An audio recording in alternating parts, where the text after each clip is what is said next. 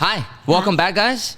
We are back, another episode. We seem to be doing a lot of one-on-ones with businesses nowadays, and I'm like having a blast doing it. So we have in front of me Suzette Ray. Yeah, Suzette Reynoso. Okay, Reynoso. Okay, perfect. And I know a little bit about you because I stalked your Instagram. We met a couple weeks ago. Yes, we met at a mixer that we both got invited to. La Bonita Project. Shout out to La Bonita Project from New York. And we're doing a mixer here in Austin. And we met, exchanged numbers, kind of stalked your Instagram. We decided to try to make this work. Found out that you had a business. You were very enthusiastic and excited about that. I think it's a really cool idea. And here we are. What did I miss? Well, I think you got it. Yeah? I think you really did. Okay. And thank you so much for coming out this morning and setting it all up. So I really appreciate you holding space for us. Yeah, and you guys are grand reopening. Opening here. So we're going to talk about your business in just a little bit. But I think it's important that we talk about you. Suzette Reynoso. Reynoso. Perfect. You're from Cali. California, born and raised Bay Area. In the Bay Area. How do you like the Bay? Yeah, I mean it's home. It's fun, right? It's home. Yeah. So growing up in the Bay, but my parents are from Mexico.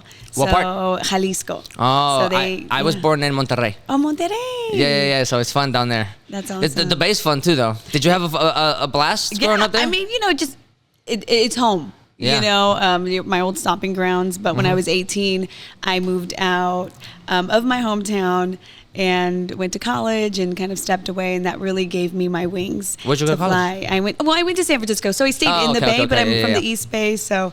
But and then I moved around working in news and did some news reporting throughout the country and some overseas stuff, and now I'm in Texas. Look at you. Now I'm in Texas, and I love Austin. News reporting, that's kind of wild. That's kind of crazy. I've had a lot of fun in the Bay. The Bay's a really fun area. Okay, now you got to tell me your stories. What from the Bay or my story in general? From the Bay. So do you remember when I was in high school? Still am to this day, but when I was in high school, I was a lot more of a sneakerhead. Okay. And East Bay is the magazine that would put all these shoes on the map. Yes. So I was a professional dancer whenever I was 15 years old. I started touring the country when I was 16. Okay, what kind of dance? It was like break dancing, house dancing, and eventually got into ballet and modern. And then we transitioned into circus arts. So then I was a circus performer for a while doing all of those things kind of simultaneously. A circus performer? Yeah. So like think like a more amateur, but like Cirque du Soleil. Kind of like in that realm, right? That is so cool. Yeah, wow. Fun fact. It's kind of wild, right? But the Bay has a really great dance scene. So like, there's a lot of first of all, like the Bay is. They're originators in a lot of different. I mean, I'm thinking like even the music scene, like E40, Too Short, like so. It's our own remix. Yeah. To like breakdance, very New York. But when you come to the Bay, it's like turf. But it has its flavor. It has its own flavor, absolutely. and the house dancing scene was pretty lit there. Yeah. So I can't tell you like exactly where I was in the Bay. I just remember that for a good period of time, especially if we were traveling through California, like we couldn't wait to get to San Francisco, just to like hang out in San Francisco, but then we also couldn't wait to go to jams in the Bay because we were like, the Bay is just so fun. There's so much culture. There's so much like to do. Things are upbeat and alive. In terms of like underground culture, man, we were having a blast. And then I would get such a kick out of going out and like looking for shoes. Man, it was so fun. So were I love you in the Bay. San Francisco? Were you in like Oakland? Were you in San Jose? Usually Oakland. Oakland, yeah. Okay. Well, usually Oakland whenever we were thinking about like whenever we were trying to do all like the underground dancing stuff. Yeah. And then in San Francisco is whenever we would like perform. Yeah. So we would like I remember we did a show in San Francisco. That's actually in San Jose with a symphony, and we were doing. I was dancing for the in front of the symphony orchestra kind of thing, and then we were there for like a week, and I think rehearsals were like 2 days, and then performance was like 3 days later. So we had a blast. We took the train from San Jose, to San Francisco, and then we kind of just like all went our separate ways, and I ended up in Oakland just having a blast. Damn, you just ended up. I love that. Yeah, it's so fun up there. It's so fun up there. It's probably changed a lot now with like Palo Alto and the tech being there, but like such a beautiful place, it really great is. scenery. I remember in that trip we also went to Santa Cruz. It's kind of a little ways away, but like we went to Santa Cruz. But you were in San Jose, so you guys just went over the hill, over the mountain. And that's such a pretty little like surfer beach town. So cute. Oh, it was great. It was a great experience. I'm so glad you had a great time. Yeah. The Bay has a lot to offer. Yeah, for sure. Now that I'm thinking about it, now that I'm like remembering all these things, I'm like, man, I should go back. I was just gonna say, you ready to go back? Yeah.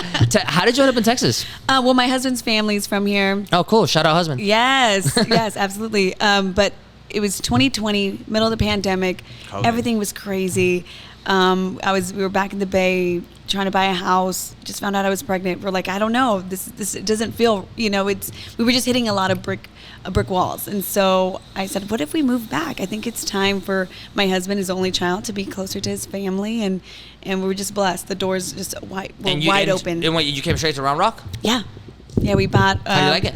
We love it. We're setting down roots here. We opened our business here. A little more room, right? Yes, a lot of more breathing room. Absolutely. Than California. Yeah. But I'm surprised. I'm surprised that you kept hitting a lot of brick walls. I bought my house during COVID because of the interest rate was so low. Yeah. But I imagine in California it was probably a different experience. It was because California real estate is kind of crazy. It was great. It was crazy. It's still crazy. Yeah, and we kind of saw a little bit of here after we moved, and it was like, wow, a lot of the influx but we seem to a lot of the businesses that I keep talking to. I just talked to Taquero Vaquero last week. I have another interview meeting with these two girls that were at the Bonita Project, mixer that started our clothing brand, and everything seems to revolve around COVID. Like during the pandemic, the pivot, there was a lot of like pivoting. There's a lot of internal conversations, dialogue with themselves, saying like this is like the telltale sign that we need to change something about our lives, right? Absolutely. And it coincides. I read this stat. I'm gonna pull up my phone because I'm gonna butcher the stat because it's a lot, but it just goes to the point that I'm making right now in terms of kind of like Hispanics, Latinos. The stat is that according to the U.S. Hispanic Chamber of Commerce, Latino entrepreneurs start 82% of new businesses. Yes. 82% of new businesses in the U.S. That's 3 times the rate of new businesses overall compared to other demographics. There are over 5 million Hispanic-owned businesses in the U.S., and in total, these Latino-owned businesses contribute $800 billion to our economy. Billion with a B. Yeah. So as Latinos, we're able to do this even though we have 70% of funding that comes from our own personal savings. Whereas most other businesses, other businesses, I just talked to Taquero Vaquero, Miguel, shout out to Miguel, a week ago, and he made the great point of saying like most of the people that say they're bootstrapping it are not bootstrapping it. They've got some funding, they've got some help, so that kind of blew me away because I also started my business in 2020. I didn't pivot from everything that I was doing, but I took the opportunity with the slowing down of the world to say like, well, can I offer something a little bit different? Can I start to put my brain power into something a little bit more creative, or So that seems to be a running theme, is that COVID 2020 was a big pivotal point for a lot of the people that I've been talking to. Absolutely. For me, it was kind of a trifecta. So 2020. This all happened within a week. So my father passed away suddenly. He fell condolences. off. Yeah, thank you. He fell off a horse that he was training for his granddaughter. I wasn't pregnant at the time. No. But he's like, I'm training this horse for my granddaughter, and she's coming. And he had this vision. And the week that he died, I found out I was pregnant. And it was a girl and looked just like how he described her. Oh my God. So my life was... The juxtaposition between life and death was so real for me at that time. And so that happened. And then within that same month, we closed on our house here. So I had to leave home during, a time of mourning, a time of, but still excitement because, I'm expecting and bringing life into this world, but still mourning life that was passing, and then moving into a new state, a new city, not knowing anyone. And I didn't realize how much I needed a community until I became a mom, and until, that's what you need. And so that was really what Totbox and how Totbox came to be. I was here at home, stay-at-home mom, which was a very interesting experience for me, being, you know, a working woman and then kind of stopping and, you know, and I loved every minute of it. But I really still needed community. Right. I still felt that. And I was going online, trying to find mom groups. But it all came back to, like, we need a space. We need a space that celebrates motherhood, that celebrates ourselves and celebrates the kids. We're always going to go out and do it for the kids. Sure. But my space, I wanted to make sure that I pour into the moms as well. So that's really the ethos behind Totbox. So that's what that's where we are. We're here at Totbox, which is, let me go ahead and try to figure out your pitch here, right? Yeah. It is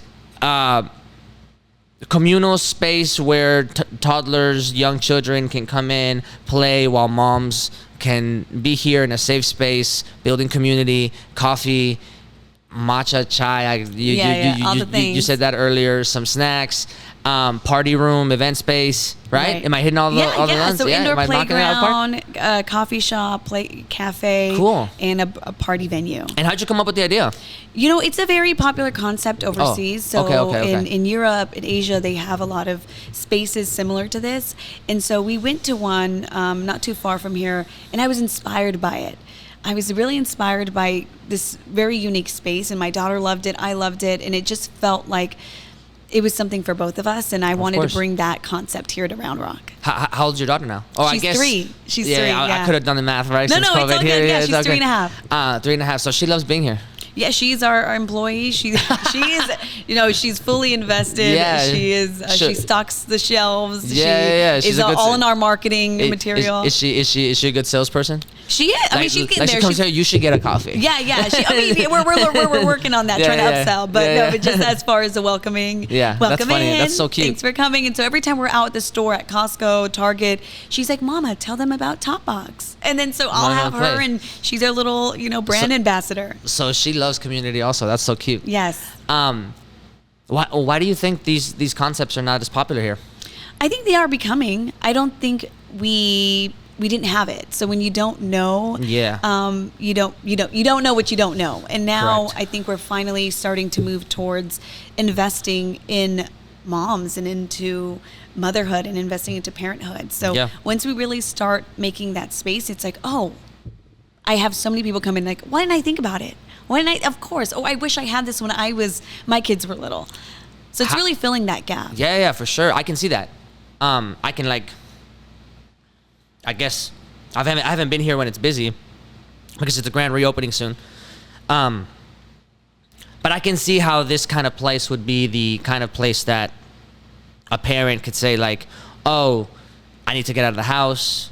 I need to, you know, kind of commingle, and like maybe it's raining and I don't want to go to the park, and like it's hot out, it's Texas weather, like, you know. So this is like perfect because then like, you know, your kid's inside.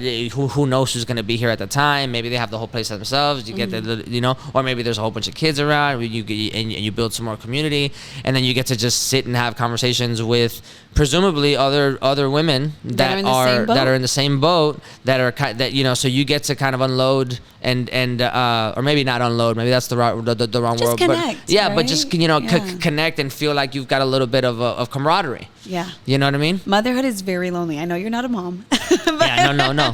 But motherhood can be very lonely, and I bet. Pour and you give and you give and you give, and as a mom we sacrifice a lot. And I just don't say that, you know, lightly. It's like you put your body on the line, you put your time, you know, everything, and you do it with love. Yeah. But sometimes we need someone to love on us too. Sure. And so, and a lot of it is sometimes you feel like we're alone, and the reality is that we're not. We're not alone, and that's really what I wanted to create at the center of it. It's about that. It's to let you know that you're not alone. I got you. If a mom comes in here, it's like, you probably had 2 hours of sleep last night, but you're here, mommy. Let me take care of you. Yeah. You know, here's some coffee. Here's that double shot of espresso. Yeah, there you go. Let me, like, you know, like you got it. Like the babies are good. You take care. You know. We got each other's back here. That's beautiful. And you know, moms are really. You know, at least societally speaking, it's starting, you know, to your point, it's probably starting to turn the corner a little bit, but they're really huge unsung heroes, right? Like motherhood doesn't get, you know, I'm going to get a little bit super like 30,000 foot view here, but like the things that motherhood or mothers do in general, right? Stay-at-home moms, all the sacrifice, all these things, like all of those things are immeasurable when it comes to like GDP, when it comes to like the amount of influence and how much it factors into developing, you know, new teenagers that then go off into leading the workforce, right? And there's that trickle down effect, especially when you come from low income communities. I'm Hispanic. I grew up in Houston, Texas, super low income community. My mom struggled a lot. My parents struggled a lot. Same. So now, after being college educated, after starting a business, after a lot of trials and tribulations in that regard, I'm seeing the direct. I to your point, I don't have a kid yet. I want to have children one day, but I'm seeing like, the amount of work that I need to do that I never factored in, and that my parents couldn't do because of just their financial means, and right, is so much that it really put a big spotlight for me in terms of like the kind of superheroes that mothers are, and how much it's not only immeasurable, but it's hard to quantify it, to put it into some sort of metric that like really talks about how important that role is for society in general. Absolutely. You know, so preach, brother. This is a good place that, you know, that you're putting together here. How did you? I bet this was hard. Like how did you balance early motherhood? Because I assume, I mean, when did this place open? I opened last year, so it's going to be our 1 year anniversary. Okay, so your kiddo was 2.5. Yeah, 2.5. Yeah. Okay, so how did you balance having a toddler and then opening up a business? That sounds even more superhero like. Community.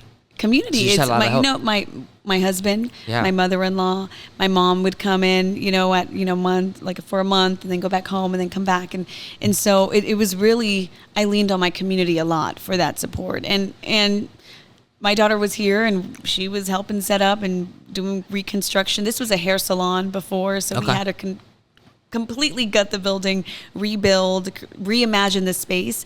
So, but we were able to do it in 3 months. Wow. So yeah, from start to finish, it was like 3 months. I put everything we had, from my like every waking moment, I was thinking of generating ideas on how to do it. And honestly, I was so aligned, and I knew that my intention was so aligned with what I felt. Yeah. And the universe just opened everything up. Wow. And so that's how I know. I mean, of course with struggle, but there were struggles here and there, but I know that whatever it is that I want to do, I can do it as long as I'm in an alignment. And this is just like the product of that.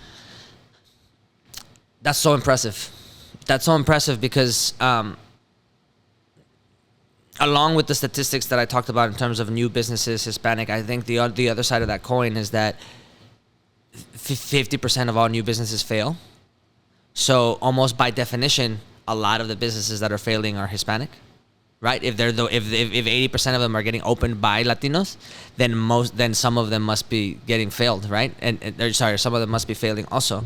So if you don't mind, maybe we can talk. We can put on our business hat on, right? Our business owner hat, and I guess to start off, like if there's somebody out there right now that is thinking about starting a business, has a unique idea, maybe they saw an idea and they think that they could put their own spin on it. What advice would you give to people that are thinking about starting a business? How would you go about it? Right. What are the things that to the community, to the Latino community, right, we can say to them right now that would greatly help their odds at not being part of that 50%? What would you say? Oh, I think for me, the biggest thing for me is the mantra that I tell myself I am humble enough to know that I don't know everything, but I'm confident enough to know that whatever it is that I do want to learn, I can.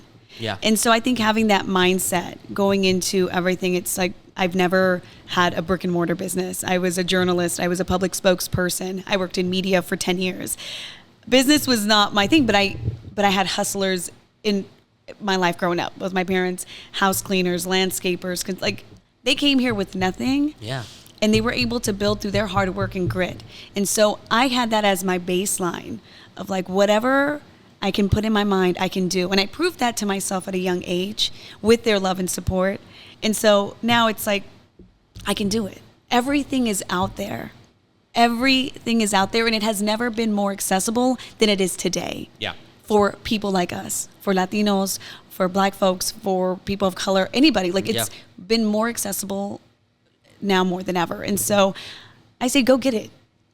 Be inquisitive. And I think my journalistic background is I'm always asking questions. I'm always trying to figure out the story, the line, like always making those connections. And so by asking the right questions, showing up, the world opens up. So I think that's, for me, that's what has helped me. Yeah. And throughout my life in journalism, but now my life as an entrepreneur, and also as a mother, as a person, as a growth, having that growth mindset. Yeah. That has really helped me. Now I'm thinking about your journalistic background and how much that informs your ability to ask questions, because I think that's such a powerful point. I think especially as Latinos, we think about the idea of starting a business. I know I for sure thought this. I'm like, I'm going to start a business. I'm going to do this. And like, there's this romance that happens whenever we think about it and we start putting the like pen to paper and we start to kind of go for it. There's this romance that like, I'm doing it so people are going to come, right? And it doesn't always happen that way. But I think that sometimes our pride or our shame, like, oh, it didn't work, I don't want to tell people about it, or I did, that influences the fact that we don't want to go and ask questions. Meaning, like, break that down. What do you mean by that? Instead of, so I'll give you my example. When I started my media company in 2020, all I did was I gathered all of the media that I had already done, because I went to school for photography and digital media. So I was like, oh, let me just build up my portfolio. And then whenever I did it, I'm like, oh man, I can do portraits like this. I can do events. I can do this. I started like kind of going into it. The podcast game was about to start to pick up, and I'm like, well, I don't have the capital to be able to buy all that stuff that I need, but slowly I can start chipping away at it. Okay, so let me have a plan. Let me do this. Let me do that. Right.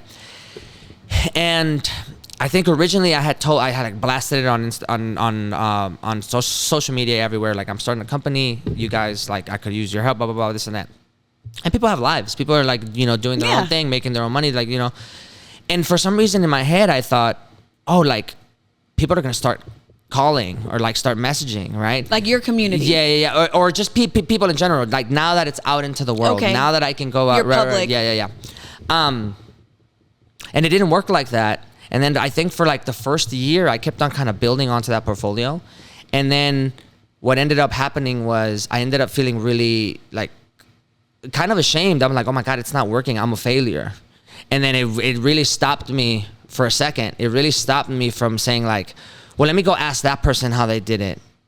Get advice from them. Let me go ask that person what they did. It stopped you. So your own feelings stopped you. Yeah, stopped me. And I assume that there's a lot of people out there that start businesses that have these ideas that because of this, they're like, oh my God, I don't want to like say that it didn't work. I'm just going to like ignore it. I'm just going to maybe I just go do something else. Maybe, and maybe they don't stick to it. So now I'm realizing like your journalistic background was so helpful because all you did was ask questions as a job.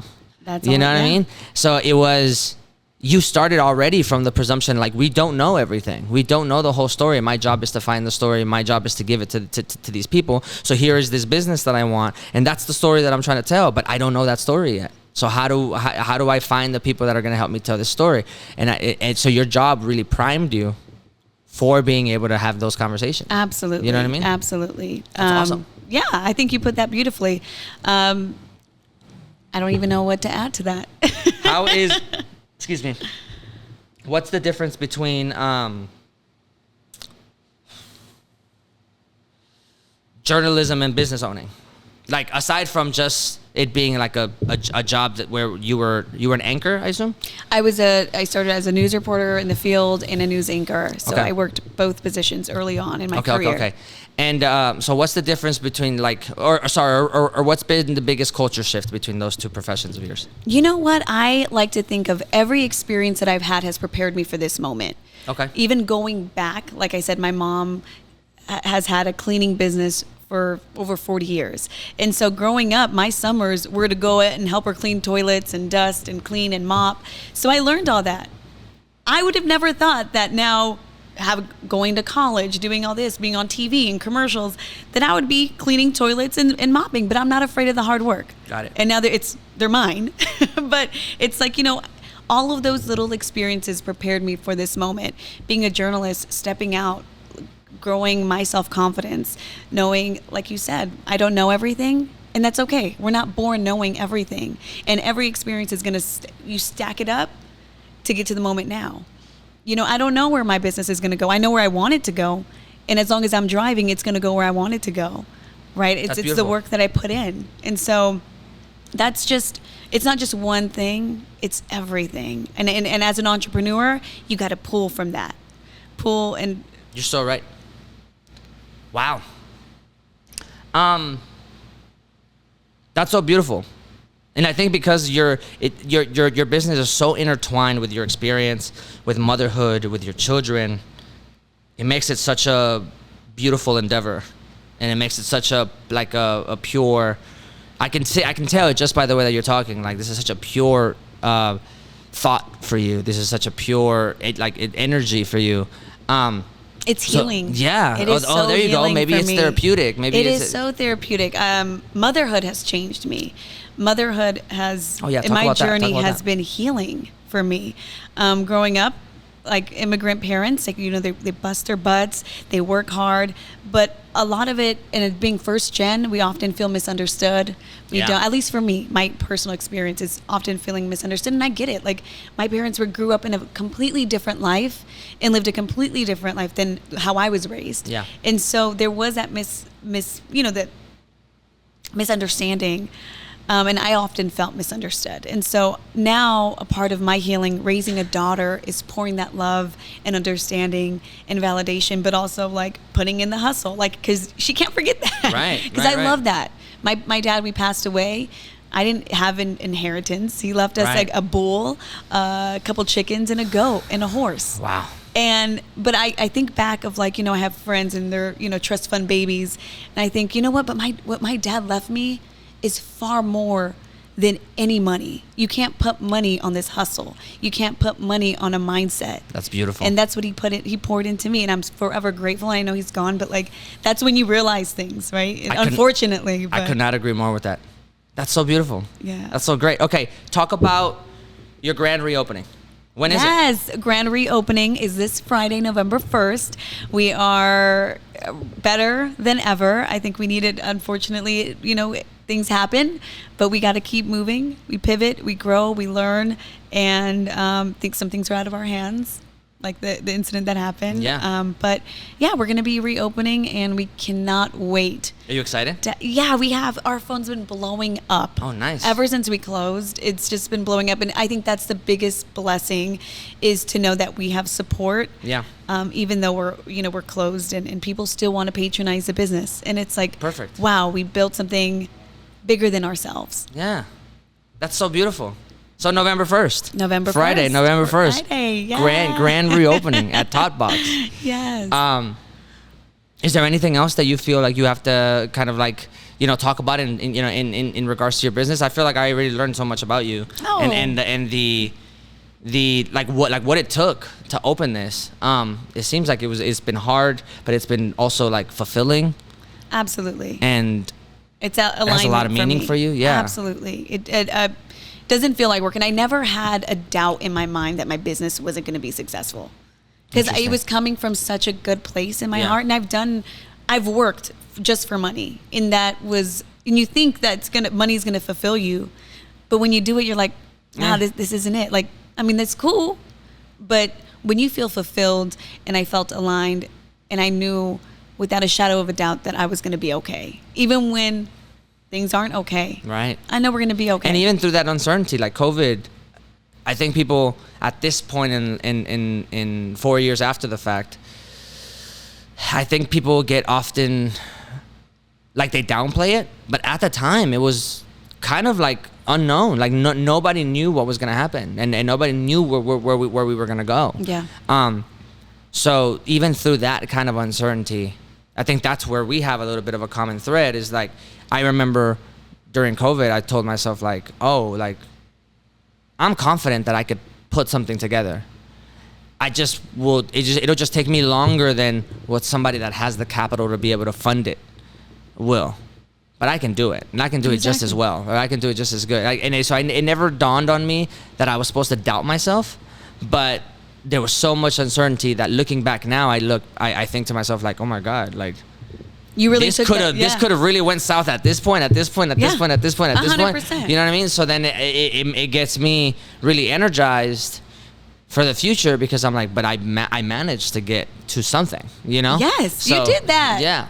So it feels very empowering after whenever I think about it in retrospect. You know what I mean? You have to go through it, and that's when you really show yourself. You prove yourself. I think growing up, I always wanted to prove other people wrong, until I realized that was a waste of my energy. Yeah. And along the way, it's like, no, I have to prove myself. Yeah. Proving myself right, proving myself that I can do whatever it is that you want to do, and I think that builds your confidence, and then. Comparison is a thief of joy. And so I think when we're often thinking about, oh, look at this person or what they got going on, we lose track and we lose focus on what we have. And it's really looking inside, not looking outside. Yeah. I just read this. There's this quote that I heard on a podcast that's really resonated with me. And it's, the hard thing is usually always the right thing. Yeah. And I think back to all those small businesses out there, to all those people that are trying to have an idea, that are trying to put something together. Like, it's gonna be hard, but the toughness and how hard it's gonna be should be the reason that you do it, because that's probably why it's gonna be so fulfilling. That's probably the right thing to do, as opposed to if you already have this itch in your heart, in your mind, to try to do something more than what you're doing right now. That's gonna fester. And it's easy to just keep doing the same thing. It's easy to just, go back to that 9 to 5 and go do. I'm not saying you should quit. I'm just saying, like, it's easy to just kind of stay in this revolving door of your schedule. But if you for some reason have this itch, if you for some reason have this idea, if you for some reason want to take it up a notch, or you want to take your life into a different direction, or explore what that might look like, even just in general, like, it being the hard thing to do means that it's probably the right thing to do. If you don't have that itch, then that quote's not really for you. But then I think back and I try to remind myself, like, whenever I'm really having a tough time, I'm like, oh my God, I start to beat myself down. I start to get, like, really anxious. I start to create every possible scenario that would give me a reason to not keep going, so that I don't have to consider myself more or feel like a failure or something like that. But then I remind myself, like, no, like, it's really difficult right now, but that's probably why it's the right thing that I need to be doing, or else I'm going to be idle and do nothing. And I might be cozy. There might be a stable amount of money coming in, but am I fulfilled? Am I happy? Am I touching the aspects of life that would make me really feel like I'm embracing it as much as possible, or I'm justifying my existence with it? Or am I just kind of going through the motions and then just kind of like, one thing after another until when? You know what I mean? But life is up and down, though. And as an entrepreneur, as a business owner, I think on social media, it's like, oh, be a boss. Yeah, be an entrepreneur. And it's great, right? But are we posting those lows? No, we're not. No one is posting those lows. You're going through it, right? Mm-hmm. So, but I think it's important to, when you're down in those moments of uncertainty or questioning, it's a moment of reflection and to pivot and to look for a different way. And that's how, for me, that's worked for me. It's like, okay, I don't feel aligned. Things are not working out. I have to think outside the box. Yeah. I have to think of something else to get me empowered to continue, because it is hard. Yeah. It is hard. So you just have to kind of look in a different direction, maybe, that you weren't looking before. Cool. And so I think it's just really about looking outside, having different POVs, and trying new things. And it's hey, if it didn't work out, that's okay. Maybe it can work out later, or I can, shelf it, and it can. So, having different strategies, different plans, different outlooks. And asking questions. 100%. Always. My mom would always tell me, sit in the front and don't be afraid to ask questions. And it was ironic because she was very self-conscious and she didn't speak up for herself. And so I was her spokesperson. And so she made sure that in my life, I was never afraid to ask a question. That's the first generation thing too, right? Like of first generation, immigrants on the phone as a 10-year-old, 11-year-old, translating, you know what I mean? Yeah, like medical documents at the doctors. I remember my mom got hurt. She hurt her knee at a store. Like she slipped and fell, and we had to talk to a whole bunch of lawyers. And I remember I was like 17 probably. I think so. And the amount of legal documents that I had to try to explain to my mother that I barely explained, like I barely understood also. Yeah, legal jargon. Yeah. I'm just like, oh God, right? But that's a big a big common thread between a lot of first generation immigrants. And then for our parents to be like, sit at the front and ask all these questions. I remember I used to get that all the time too. Like just sit at the front and ask questions. And I think the sentiment behind that is trying to develop the habits that are going to take you places that I've never been. Absolutely. Which is, I think, a so separate conversation that we can kind of dive into maybe for another time.